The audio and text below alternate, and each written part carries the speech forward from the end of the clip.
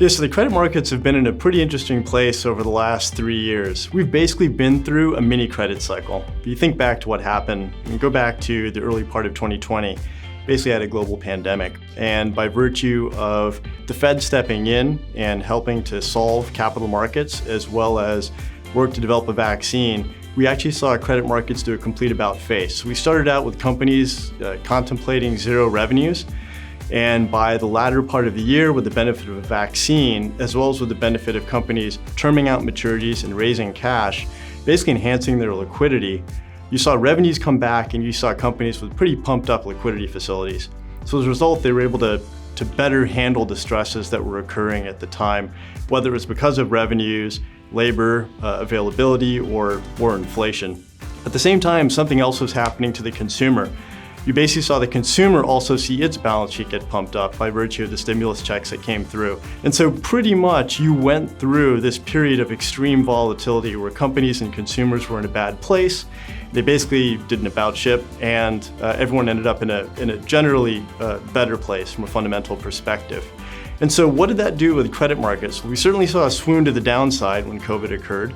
Credit markets rebounded. As you went to the earlier part of this year, we entered into a period of new stress, basically Russia invading Ukraine. And it's interesting to see what happened to credit spreads during that time frame. So on a year-to-date basis, what you basically saw was double Bs were underperforming because the Fed was raising rates. At the same time, credit risk was actually outperforming, so single Bs and triple Cs on a relative basis to double Bs. But come April of 2022, that actually started to reverse. And you saw double B start to outperform, and there was an indication that credit stress might actually be more of a concern on people's minds. And so you actually saw single Bs and triple Cs begin to underperform on a relative basis to double Bs.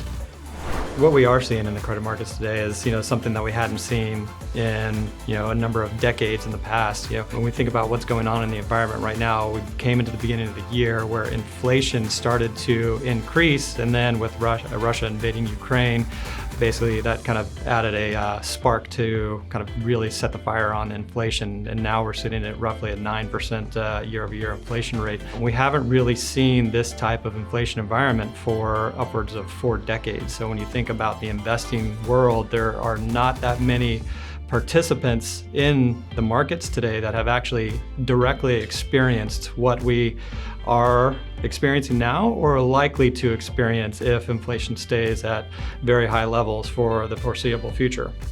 Now, when we think about inflation, basically, we were concerned about the inflationary environment going into the beginning of this year, so we really pulled back on our exposure to longer duration assets, and have benefited because of that. Now, I do not believe that we are going to run rate at a 9% inflation rate. You're already starting to see a lot of your data points tick over, but do not believe that we're going back to this 1 to 2% inflation rate environment.